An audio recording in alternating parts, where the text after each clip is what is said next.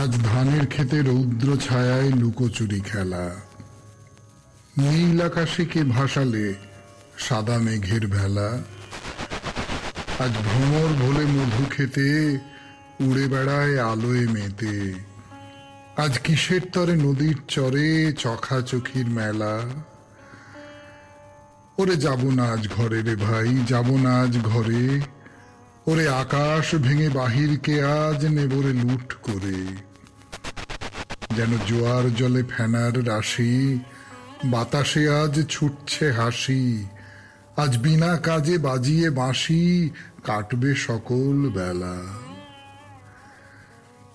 গীতাঞ্জলির থেকে পাঠ করলাম আপনাদের সৌমিত্র বসু 92.7 বিগ FM এ শরণাগত অনুষ্ঠানে তার কথা শুরু করছি।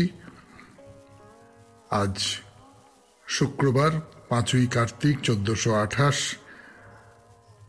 ইংরেজির 22শে অক্টোবর 2021। তিথি আশ্বিন কৃষ্ণপক্ষ দ্বিতীয়া, নক্ষত্র ভরণী। সূর্যোদয়ের সময় ভোর 5:39 হয়ে 44 সূর্য অস্ত যাবার সময় বিকেল 5:02 হয়ে 42। আজকে জন্মে মেষ রাশি, ক্ষত্রিয় বর্ণ, মতান্তরে বৈশ্য বর্ণ নরগণ। রাত্রি 6:56 গতে দেবারিগণ।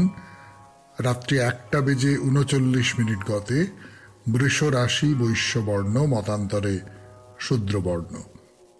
আমাদের হোয়াটসঅ্যাপে চিঠি পাঠাবার নাম্বার 9831922927। চিঠির গোড়ায় অতি অবশ্যই SG লিখতে হবে।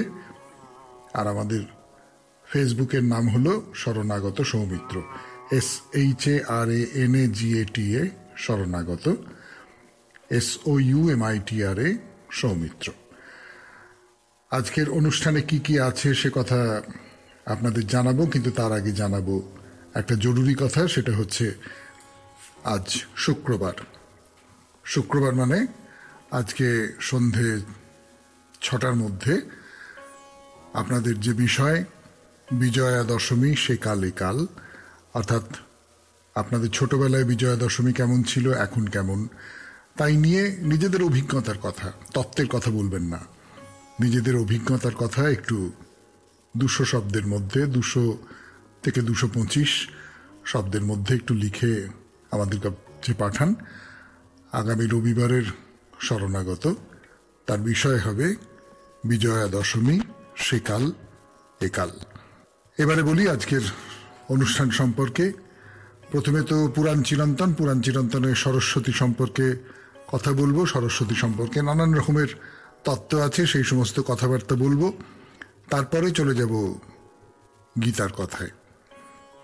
গীতায় যাকে আত্মারাম বলা হচ্ছে তার বৈশিষ্ট্য কি? গীতায় কর্ম থেকে বিরত থাকার কথা বলা হচ্ছে, কর্ম না করার কথা বলা হচ্ছে, নাকি কর্মকে কেমনভাবে করবেন তার কথা বলা হচ্ছে? এই সমস্ত নিয়ে আমাদের কথাবার্তা হবে। তারপরে ওই হুগলির রাজবল হাটে দেবী রাজবল্লভী, তার ইতিহাস শোনাবো আপনাদের, এবং আপনাদের চিঠিপত্রের উত্তর। আর শেষে বাইরে দূরেতে আমরা সেই জ্বালামুখী মন্দিরের কথা বলছিলাম আপনাদের। আজকেই শেষ করব সেই আলোচনা, সেই কথাবার্তা, সেই মন্দির দর্শন। এই হলো আজকের অনুষ্ঠান সূচি। এইবারে তাহলে পুরাণ চিরন্তনের দিকে চলে যাব, কিন্তু তার আগে একটু গান শুনবো। ঠাকুর দেবী সরস্বতী 92.7 বিগ FM এ শরণাগত অনুষ্ঠানে মা দুর্গার কথা শেষ হয়েছে, লক্ষ্মীর কথা বলেছি একদিন, এবারে মা সরস্বতীর কথা বলছি। সরস্বতীর কথা প্রথম পাওয়া যাচ্ছে বেদে, সে কথা তো বলেছিলাম গতদিন, কিন্তু সেই সব কথার সূত্রে একটা খুব দারুণ কথা শোনাই আপনাদের। না, আমার কথা নয়, আমারও তো এলেম নেই, এ হলো পণ্ডিত মানুষদের কথা। তারা বলছেন এই যে গায়ত্রীতে একটা বিখ্যাত শ্লোক আছে না, আমরা অনেকেই জানি, ওই যে তৎ সবিতুর্বরেণ্যং ভর্গো দেবস্য ধীমহি ধিয়ো ইয়ো ন প্রচোদয়াৎ। এ কথার মানে কি? সবিতা দেবের মানে সূর্যের সেই বরেণ্য ভর্গের মানে জ্যোতির ধ্যান করি, তা আমাদের ধী মানে বুদ্ধিকে উদ্বুদ্ধ ও পরিচালিত করুক। সূর্যের কোন জ্যোতি আমাদের বুদ্ধিকে উদ্বুদ্ধ করতে পারে? বুদ্ধিকে এ তো বোঝাই যাচ্ছে, এই যে জ্যোতি ইনি হলেন সরস্বতী, বুদ্ধির দেবী। আর একটা কথা মনে করিয়ে দিই, এটাও পণ্ডিতদের কথা। সরস শব্দের মানে কিন্তু জ্যোতি, সরস্বতী মানে তাহলে জ্যোতির দেবী, তাই না? ফিরে আসবো গানের পর ভক্তিমূলক গান 92.7 বিগ এফএম এ শরণাগত অনুষ্ঠানে সরস্বতীর কথায়। সরস্বতীর কথা বলছি 92.7 বিগ এফএম এ শরণাগত অনুষ্ঠানে। সরস্বতীর এই যে সরস মানে জ্যোতি, কিন্তু জলও তো হতে পারে সরস। এবং একথা মনে রাখবেন যে সেই প্রাচীন আর্য ঋষিরা কিন্তু একটা নদীর নাম দিয়েছিলেন সরস্বতী। বিদ্যা কি? সরস্বতী তো বিদ্যার দেবী। বিদ্যা তো আমাদের অনুভব করবার ক্ষমতাকে বাড়িয়ে তোলে। যেমন ধরুন বেদে যেসব মন্ত্র বলা হয়েছে, এই যে আকাশ বাতাস, এই যে তারায় ভরা বিশ্ব ব্রহ্মাণ্ড, মন্ত্রে তাদের যেভাবে দেখানো হয়েছে, তার পেছনে যে দেখবার চোখটা আছে, যে কবিত্ব শক্তি আছে, সেটা এবারে আশ্চর্য বললেও কম বলা হয়। মন যদি সরস না হয়, কখনো এইভাবে চারপাশকে দেখা যায়? তাহলে সরস্বতী নদীর মতো বিদ্যা বলুন, জ্ঞান বলুন, কলা বলুন, এক কথায় দেবী সরস্বতী বলুন, আমাদের মনকে সরস করে। এইভাবেও তো ব্যাখ্যা করা যায়। আর একটা কথা বলবার আছে, একবার কল্পনা করে দেখুন তো, নদীর ধারে ঋষিদের আশ্রম, সেখানে বেদপাঠ হচ্ছে, নদীর জলে জলে জলে জলে ছড়িয়ে যাচ্ছে সেই শব্দ। নদীর ধারেই এই ঋষিরা থাকেন, এই নদীর ধারেই তাদের যজ্ঞ হয়, এই নদীকেই তারা দেবী বলে বন্দনা করছেন। আর সেই দেবীর বাহন হলেন হাঁস, যার বিচরণ ওই জলের উপরে। এবার একটা গল্প শোনাই আপনাদের। গল্প ঠিক নয়, বলি দেবী সরস্বতীর আবির্ভাব হলো কেমন করে। পরমাত্মার মুখ দিয়ে এক দেবীর আবির্ভাব হয়। তিনি শুক্লবর্ণা, বীণাধারিণী, চন্দ্রের শোভাযুক্তা। এবারে খেয়াল করুন, দেবীর জন্ম হচ্ছে কিন্তু পরমাত্মার মুখ থেকে। তখনকার দিনের যা কিছু বিদ্যা, সেসব তো মুখে মুখেই। লেখার চল তো এসেছে অনেক পরে, যে কারণে বেদকে বলা হতো শ্রুতি। লোকে শুনে শুনে মুখস্থ করত, মুখে মুখে সেসব অন্যের মধ্যে ছড়িয়ে দিত। সেই মুখ থেকে বেরিয়ে আসছেন সরস্বতী। তাৎপর্যপূর্ণ না? তার শুক্ল বসন, সাদা রং কি পবিত্রতার প্রতীক, জ্ঞানের প্রতীক। সাদা কিন্তু প্রসন্নতারও প্রতীক। সব রংকে শুষে নিয়ে তবে তো সাদা। ভেবে দেখুন না, আলোর মধ্যে কত তো রং, তার সবটা একসঙ্গে মিশে গিয়ে হয়েছে এই সাদা। সরস্বতী তেমনি সাদা। তার হাতে বীণা, তার মানে সঙ্গীতের দেবী তিনি। সঙ্গীত কি? সঙ্গীতের মধ্যে দিয়ে মানুষের অন্তরের গভীরতম প্রকাশ ঘটতে পারে। সঙ্গীত তৈরি হতে পারে কথা বাদ দিয়ে, দেহভঙ্গিমা বাদ দিয়ে, শুধু সুর দিয়ে তা মনের একেবারে গভীরতম আবেগ অনুভূতিকে প্রকাশ করতে পারে। রে, বেশি তত্ত্ব কথা হয়ে যাচ্ছে না? তাহলে বলি, সরস্বতী আর একটা মত নাকি কৃষ্ণের কণ্ঠ থেকে উদ্ভূত হয়েছিলেন। বেরিয়ে এসে তিনি কৃষ্ণকেই কামনা করেন। কৃষ্ণ তখন তাকে বলেন, তুমি নারায়ণের ভজনা করো। তা ধরুন নারায়ণ নিজেই তো কৃষ্ণ। আবার কৃষ্ণ দেবী সরস্বতীকে প্রথম পূজা করেন, তার থেকে সারা পৃথিবীতে সরস্বতীর পূজা প্রচলিত হল। শেষ করলাম আজকের পুরাণ চিরন্তন সরস্বতীকে নিয়ে। 92.7 বিগ এফএম এ শুনছেন শরণাগত। ফিরে আসবো আবার গানের পর গীতার কথায়। গীতার কথায় এসে পড়লাম আমরা 92.7 বিগ এফএম এ শরণাগত অনুষ্ঠানে। গীতায় যাকে আত্মারাম বলা হচ্ছে তার বৈশিষ্ট্য কি? গীতায় বলছেন যিনি আত্মারাম তার কর্মানুষ্ঠানের কোনো প্রয়োজন নেই, আবার কর্ম থেকে বিরত থাকারও কোনো প্রয়োজন নেই। সর্বভূতের মধ্যে কারুর আশ্রয়ে তার কোনো প্রয়োজন নেই। এই যে তিনটে বাক্য, এই তিনবারই একটা শব্দ ফিরে ফিরে এসেছে। খেয়াল করে দেখেছেন? নিশ্চয়ই লক্ষ্য করেছেন। প্রয়োজন। প্রয়োজন মানে দরকার। আমরা বলি না আমার এটার দরকার আছে, তা কোনো একটা জিনিসের দরকার থাকতে পারে, কোনো একটা কাজের দরকার থাকতে পারে, কোনো একটা সম্পর্কের দরকার থাকতে পারে। যিনি আত্মারাম তার এই তিনটের কোনোটারই কোনো দরকার নেই, মানে এই তিনটের কোনো অভাব তার নেই। তো তার দরকার নেই বলে তিনি কি হাত পা গুটিয়ে বসে থাকবেন? না, মোটেই না। গীতা সে কথা বলছে না। গীতা কি কথা বলছে তা বলবার জন্য ফিরে আসব। একটু গান শুনে নিই, তারপর 92.7 বিগ এফএম এ শরণাগত অনুষ্ঠানে। আমি আপনাদের সৌমিত্র বসু। গীতার কথা বলছিলাম, এই যে প্রয়োজনের কথা, দরকারের কথা,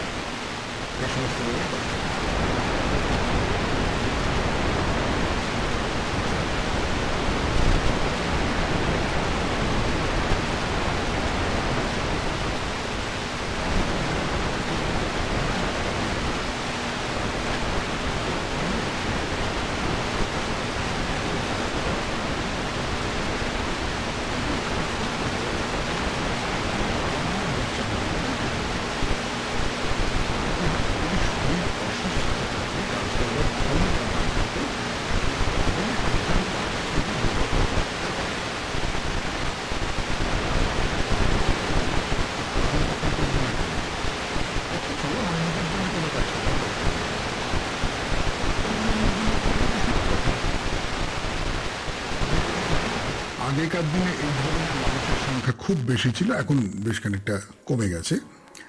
হয়তো পাড়ার ছেলে, হয়তো খুব দূর সম্পর্ক আছে একটা কিছু, বাড়িতে কোনো কাজ লাগলো, চলে এলো, তেড়ে কাজ করলো, তারপর বাড়ি ফিরে গেল। টাকা পয়সা প্রশংসা কোনো কিছুর কোনো পরোয়াই করলো না। আচ্ছা বেশ, সেসব কথা ছেড়ে দিন। আমরাও কি সবসময় কিছু পাবার জন্য কাজ করি, বা অন্তত প্রশংসা পাবার জন্য কাজ করি? সবসময় করি না কিন্তু। ফলে আমরা নিশ্চয়ই আত্মারাম নই, নিশ্চয়ই কামনা বাসনায় ডুবে থাকা মানুষ। তবু আমাদের ভেতরেও এই আত্মারামের একাধটা আলোর রেখা ঠিক থেকে গেছে, তা বেশ টের পাওয়া যায়। তাই কাজের জন্য কাজ করা, কর্ম না করে থাকতে পারবো না বলে কর্ম করা, সেই কর্মের ফলের কথা না ভেবে কর্ম করা, এমনটাই গীতায় বলেছেন শ্রীকৃষ্ণ। কিন্তু কেন ফলের কথা না ভেবে কর্ম করার উপদেশ কেন? তার কারণটা তো নিশ্চয়ই বুঝতে পারছেন। এক তো যদি কাজটা ঠিক মতো না হয়, মানে আপনার আন্তরিক চেষ্টা দক্ষতা সব সত্ত্বেও আপনি কাজে সফল হলেন না, এমনটা তো আমাদের সবাইকার জীবনেই ঘটেছে কখনো না কখনো, তখন মন খারাপ হবে। কিন্তু এক্ষেত্রে মন বলবে বিচলিত হওয়ার তো কিছু নেই, তোমার করার ছিল, তুমি করেছো, সে কর্ম সমাধা হয়ে গেছে, আর পেছন ফিরে তাকিও না। এটা হলো 2 নম্বর কথা, পেছন ফিরে তাকানো। রামকিঙ্কর বেইজ খুব প্রখ্যাত শিল্পী, আপনারা সবাই তার নাম জানেন। তাকে রবীন্দ্রনাথ ঠিক এই কথাটা বলেছিলেন, যখন কাজ করবি সর্বস্ব দিয়ে এবং নিজেকে নিংড়ে কাজ কর, তারপর ফেলে চলে যা, আর তার দিকে ফিরে তাকাবি না। এই হলো নিরাসক্ত কর্ম। কিন্তু এই নিরাসক্ত কর্ম কেন? গীতায় একটা চমৎকার কথা বলেছেন, লোক রক্ষার জন্যে। প্রশ্ন হলো লোক মানে কি? একটা মানে তো লোক, আমি লোক, আপনি লোক, জনগণ যাকে বলে। আর একটা মানে হলো এই বিশ্ব ব্রহ্মাণ্ড, ত্রিলোক বলে না? তাই এইখানে আসে প্রকৃতির কথা। প্রকৃতি হলো নিরাসক্ত কাজের উদাহরণ। আজকে আর এই নিয়ে কথা বলা যাবে না, সময় হবে না, পরের দিন বলবো, নিশ্চয়ই বলবো। 92.7 বিগ FM এ শরণাগত অনুষ্ঠানে গীতার কথা বলতে বসে আমি আপনাদের সৌমিত্র বসু। এইবার চলে যাচ্ছি কালী মন্দিরের কথায়। রাজবলহাটের দেবী রাজবল্লভীর মন্দির, কালী মন্দিরের কথা বলতে বসেছি আপনাদের 92.7 বিগ FM এ শরণাগত অনুষ্ঠানে। হুগলি রাজবলহাটে আছেন দেবী রাজবল্লভী, তার গল্প শোনাচ্ছিলাম আপনাদের। সে তো কালীর মন্দির। তা আপনাদের বলছিলাম সেই মালাকার পরিবারের কথা, সেখানে বড় হয়ে উঠেছে একটি ছোট্ট মেয়ে, তার কথা। একদিন ঘর থেকে বাইরে বেরিয়ে সে নদীর ঘাটে গেল। সেখানে একটা দারুণ কারুকাজ করা সাজানো গোছানো বজরা, অন্য আরো 6টা নৌকো আছে সেখানে। তাই একজন সওদাগর তাতে চড়ে বাণিজ্য করতে যাচ্ছে, সপ্তডিঙা ভাসিয়ে। বজরা ছাদে গান বাজনা হচ্ছে, সওদাগর তার পার্শ্বদের নিয়ে সেই বাজনা গান শুনতে শুনতে যাচ্ছে। হঠাৎ পাড়ের দিকে তাকিয়ে তার চোখ আটকে গেল। আরে এই মেয়েটা কে? ততদিনে সেই মেয়ে তো আর বালিকা নেই, বেশ যুবতী হয়েছে। সেই যুবতী মেয়ে অপরূপ সুন্দরী, হাত নেড়ে বজরা থামাতে বলছে। তার মানে নিচে থেকে ধরা দিতে চায়। সওদাগরের মনে হলো এই মেয়েটাকে আমার চাই।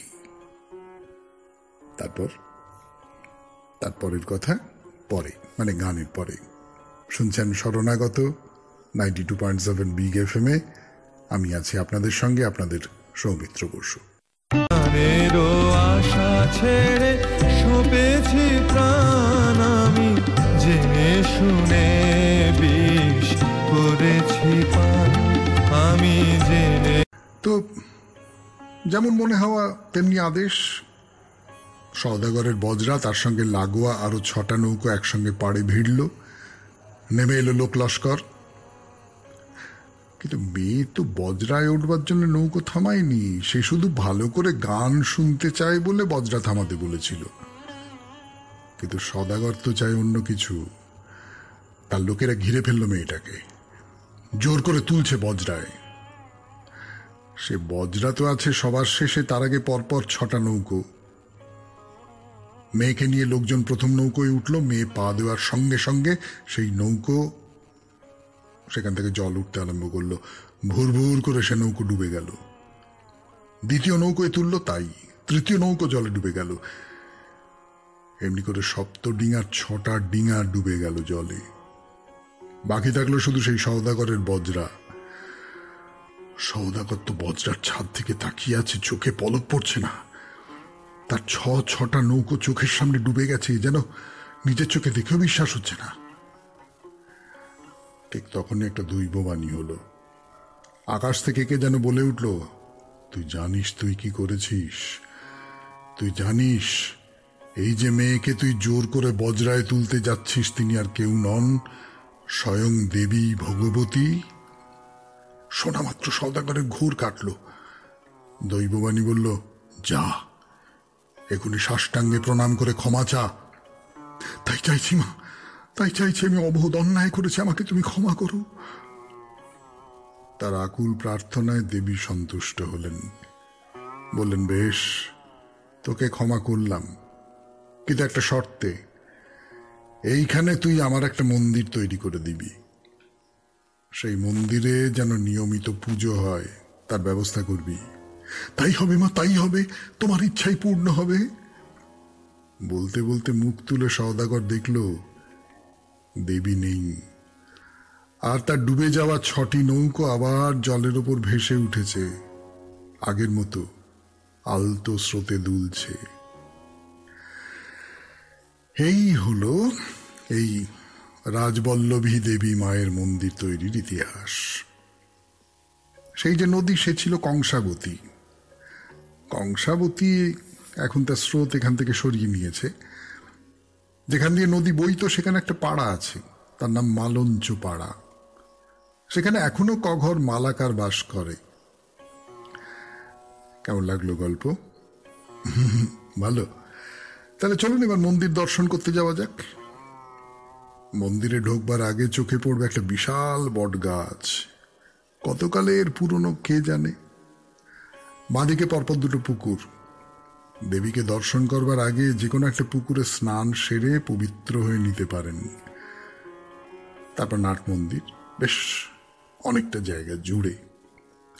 মন্দিরে ঢুকবো পরে, আপাতত গান 92.7 বিগ FM এর শরণাগত অনুষ্ঠানে, তারপর আপনাদের চিঠিপত্রের উত্তর। আমি আপনাদের সৌমিত্র বসু। চিঠি পড়ে শোনাই আপনাদের 92.7 বিগ FM এ শরণাগত অনুষ্ঠানে। বিষয় ছিল বেশ অনেকদিন আগে দেওয়া বিষয়, আমার ঠাকুর ঘর। বিষয়টি নির্বাচনে আপনার চিন্তা ভাবনার যথেষ্ট ছাপ আছে। আমার ঠাকুর ঘর অর্থাৎ দেবমূর্তির ঘর, বাড়ির অতি পবিত্র শান্ত নিভৃত ঘর।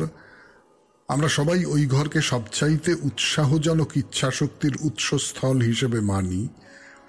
এই ঘর হিন্দুদের কাছে বা যারা দেবদেবীর পূজা অর্চনা করেন তাদের কাছে অতি পবিত্র স্থান।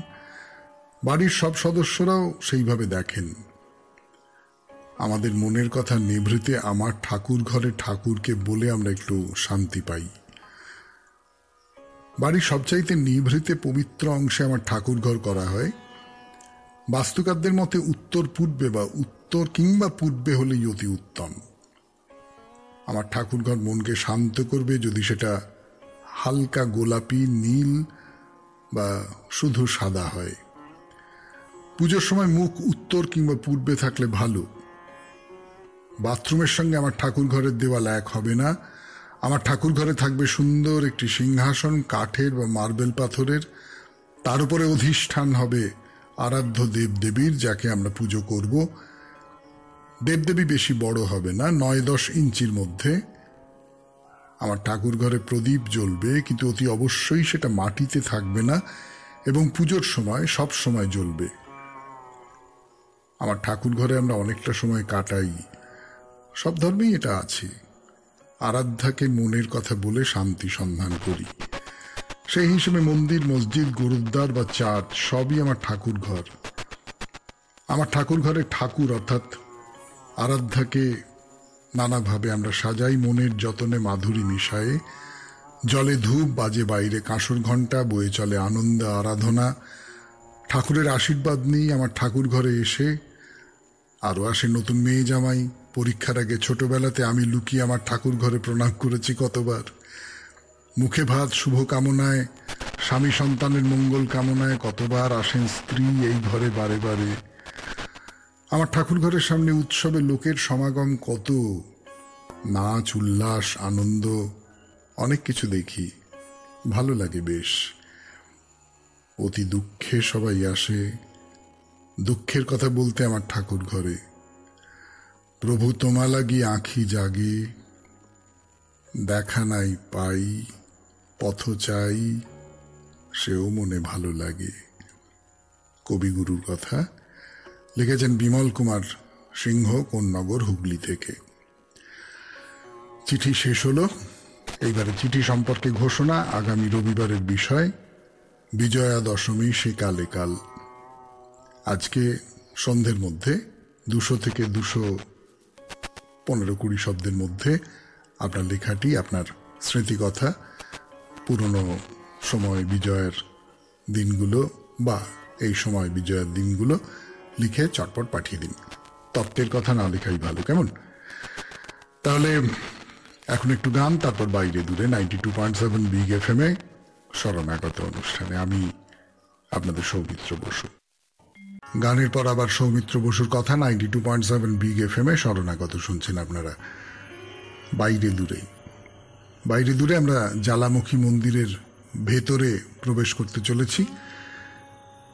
সেই রহস্যময় আগুন যা কোথা থেকে এলো তা জানা যায় না, আর তা কখনোই নেবে না। সেই ইতিহাস বলছিলাম আপনাদের সতীপীঠের অন্যতম পীঠ জ্বালামুখী মন্দির সম্পর্কে। এবার তাহলে মন্দিরের মধ্যে ঢুকলাম। না, আগেই তো বলেছি মন্দির বলতে যা বোঝায় ঠিক তেমনটি বলে মনে হয় না। খানিকটা অন্ধকার গুহার মতো। সেই গুহার মধ্যে পাথর ঘেঁষে ঘেঁষে 9টি প্রদীপের মতো 9টি আলোর শিখা। সত্যি গায়ের মধ্যে কেমন শিরশির করে ওঠে। না, শুধু যে আগুন আছে তাই নয়, ভেতরে পুজো পাঠের ব্যবস্থা আছে। মাঝে মাঝেই সবাই দেবীর নামে জয়ধ্বনি দিয়ে উঠছেন। এ তো দেখলেন, কিন্তু এত বড় চত্বরে শুধু একটাই মন্দির আছে এমনটা তো নয়। দেখবার মতো আরো কোনো কোনো জায়গায় রয়েছে। তাদের মধ্যে একটাই যাই, চলুন। 92.7 বিগ FM এ শরণাগত অনুষ্ঠানে জ্বালামুখী মন্দির চত্বরের মধ্যে আরো অন্য জায়গায় যাব আমরা। আমি নিয়ে যাব আপনাদের সৌমিত্র বসু। ফিরে এলাম গানের পর। 92.7 বিগ FM এ শরণাগত অনুষ্ঠান শুনছেন, বাইরে দূরে একেবারে শেষ পর্যায়ে।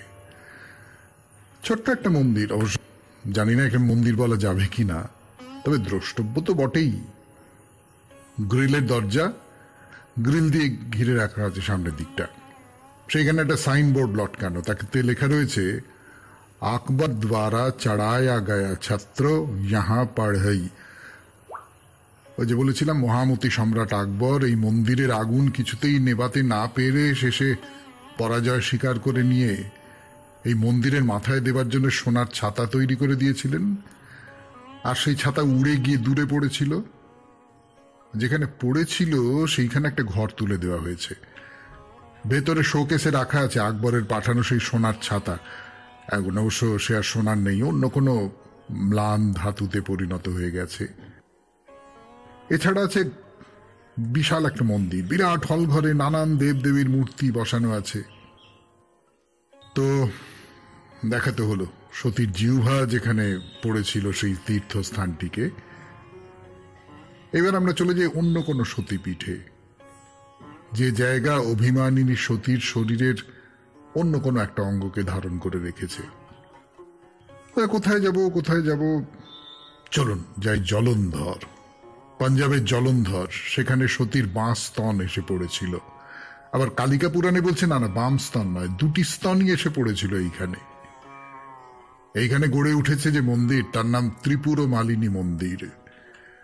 সে মন্দিরের কথায় আসবো তো বটেই, সেই জন্যই তো আপনাদের সামনে এই বাইরে দূরে নিয়ে আসা। কিন্তু তার আগে জলন্ধর শহরটার কথা একটু বলে নিই।